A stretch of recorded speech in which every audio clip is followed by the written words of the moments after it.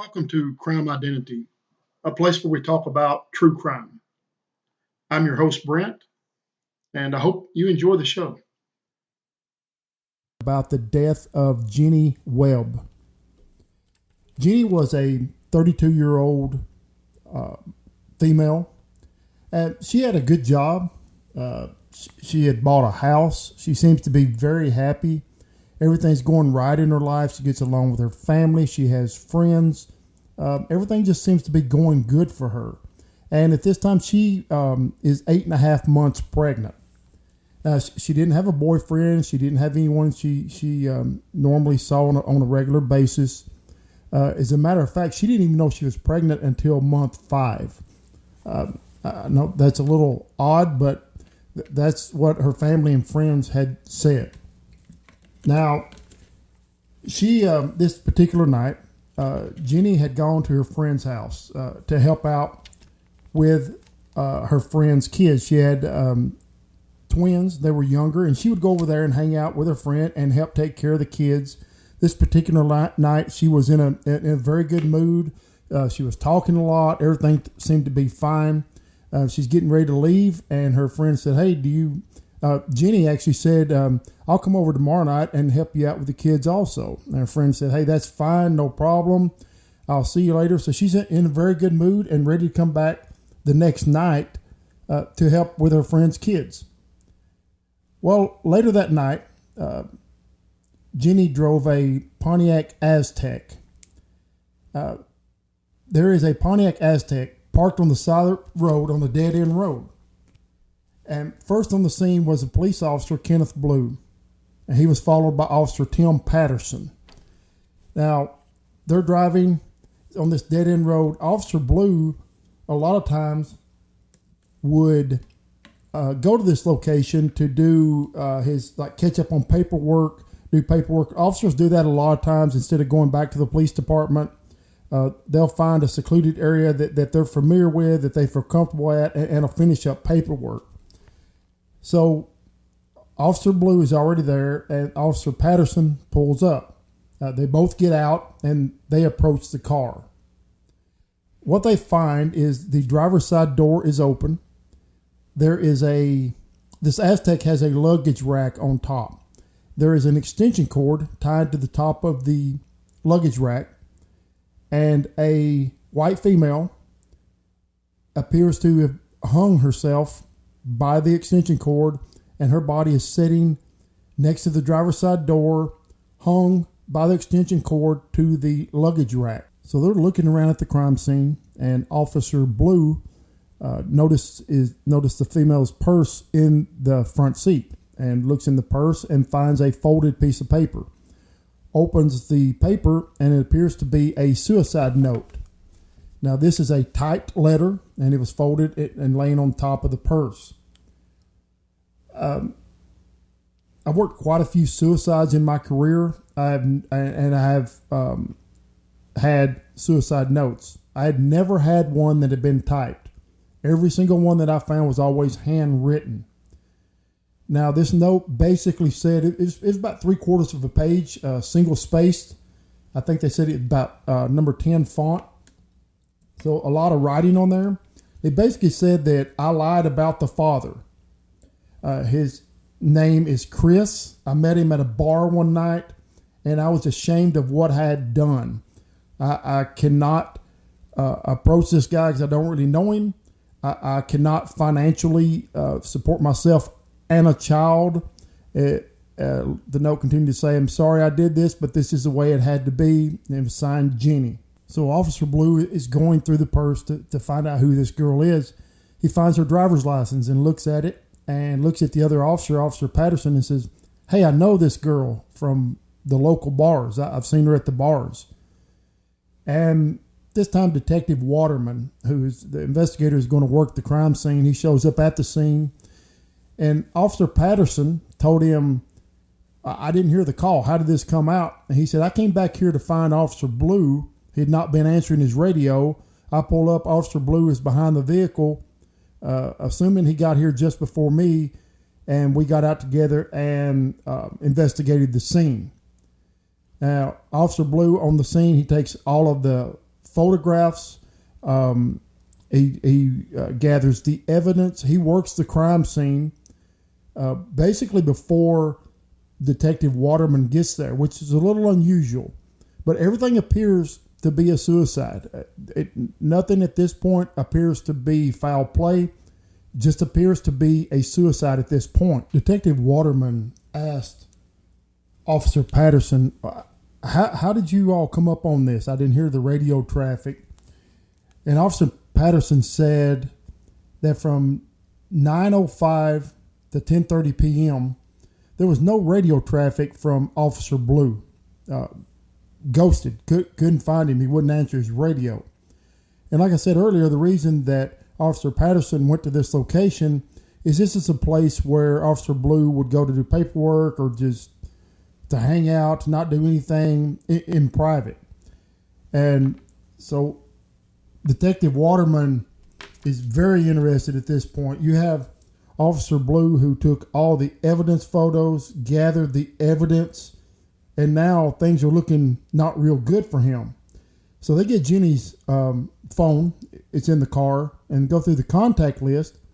And Officer Blue is in her contact list.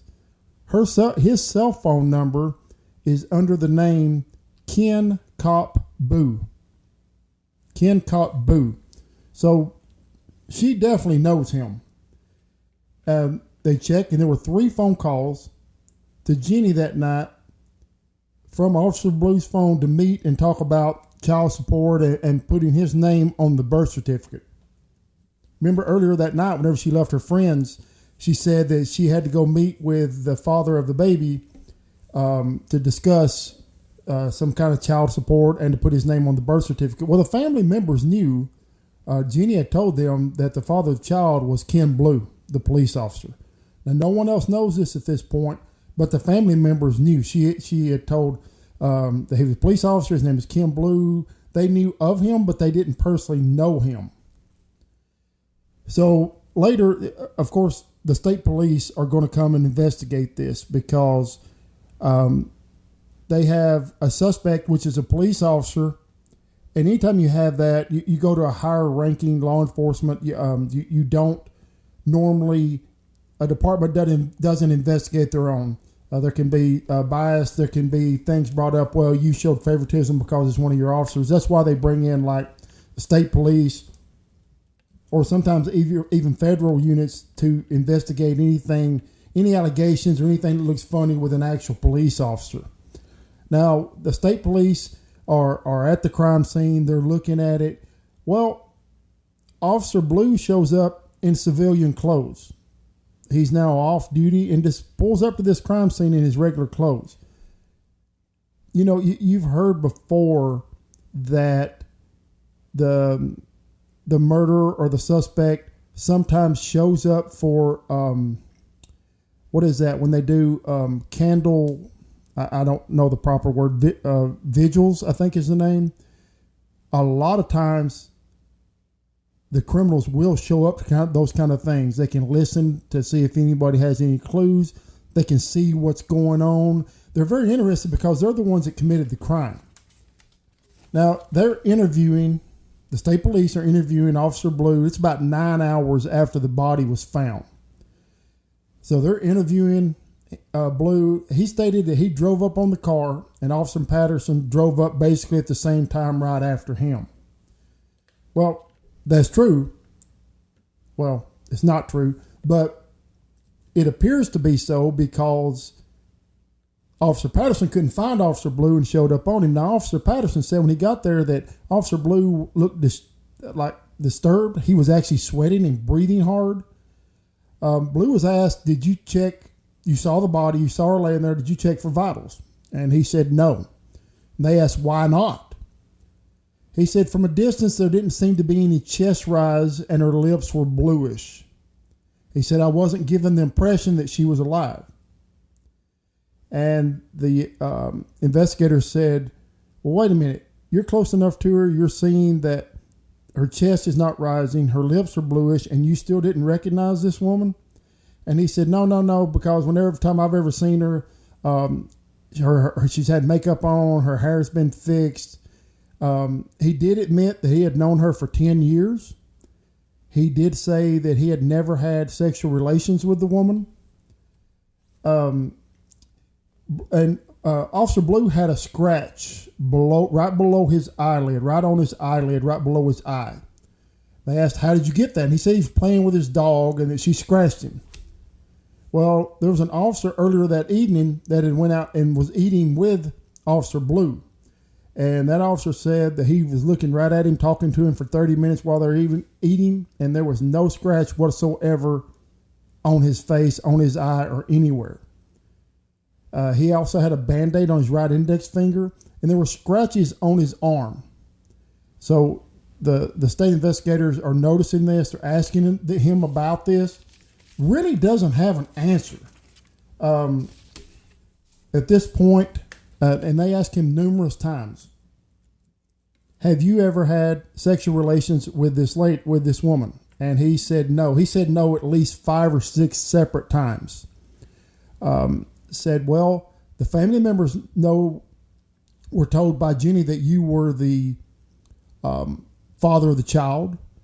And he said, "Nope, no way." And actually, Jenny had stated earlier that she had known him for 10 years and that they had seen each other a couple of times. Officer Blue is married, but Jenny said that he told him they were separated, they were getting a divorce. But even at this time, Officer Blue is married with his wife. So the state police are telling him, "Look, Officer Blue, you are a suspect of this crime. There's allegations that you are the father of the unborn child, and we need to take DNA swabs from you in order to proceed with this investigation." So he has to fill out the paperwork, and he's sitting there, and before he signs the paper, he said, "All right, guys, I just want y'all to know one thing.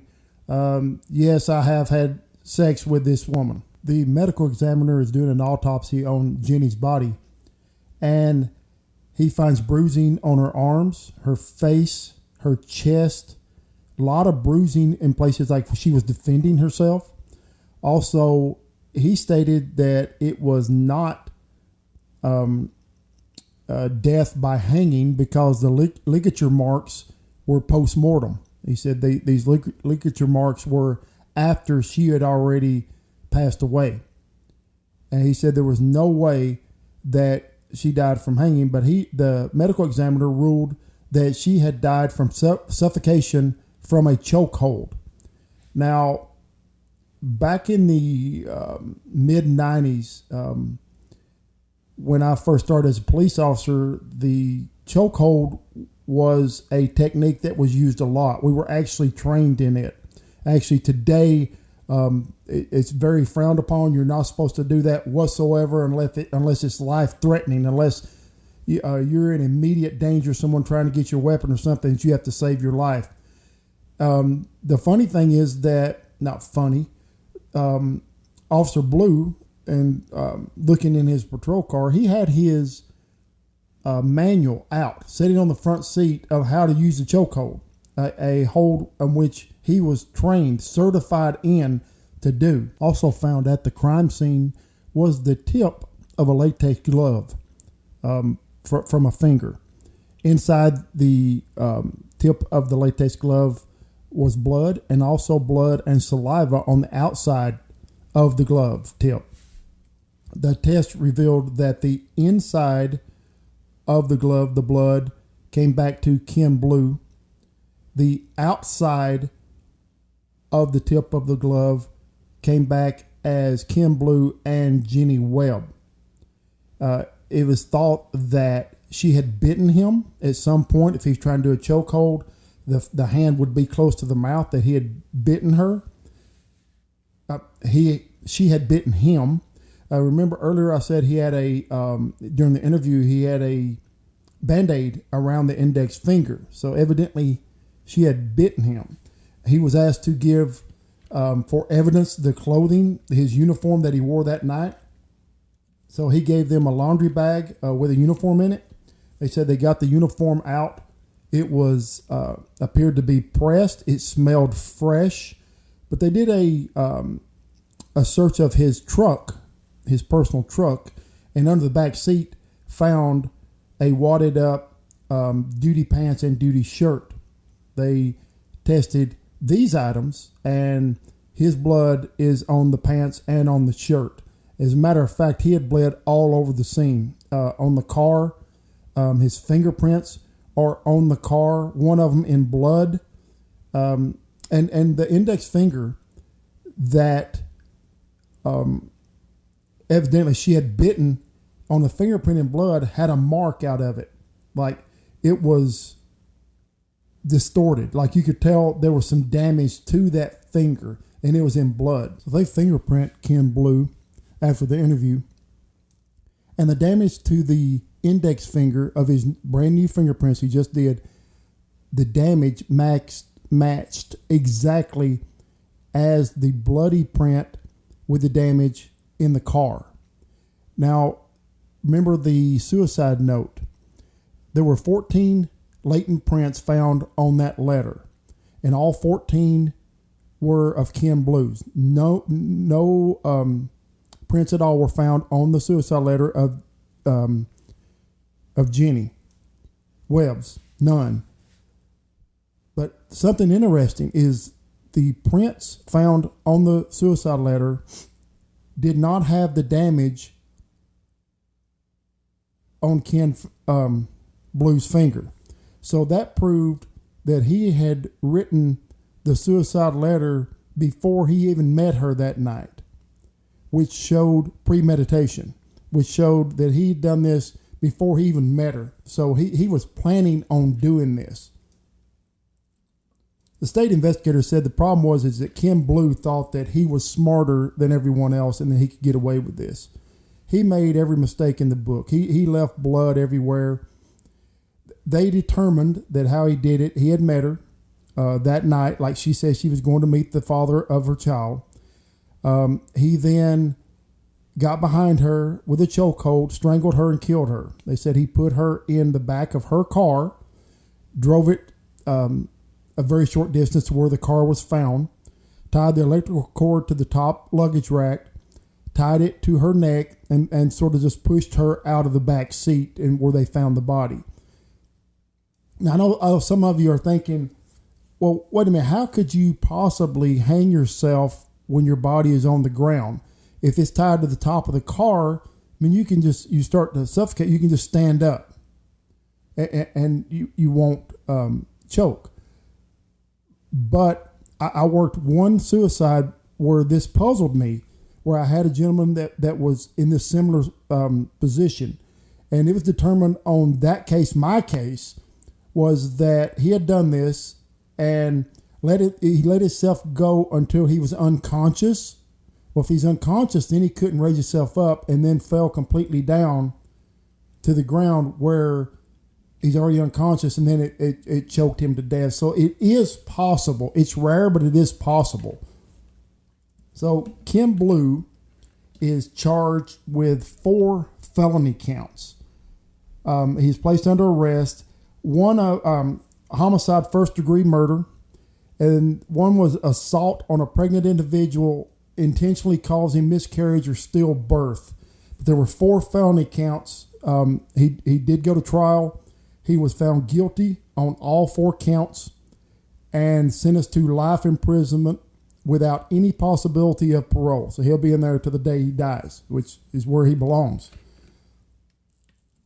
I will definitely always, if I come across a case where a police officer has done wrong. I want to thank you for listening to the show. I hope you enjoyed it. If you did, tell your family and friends. As always, you can contact me at any time by email, crimeidentity@gmail.com. Follow me on social media also, Crime Identity. Any questions, concerns, let me know. Let me know what you think about the show. And again, subscribe and you'll get notifications of when a new show comes out. I'm going to try to put out 2 a week. So again, thank you so much.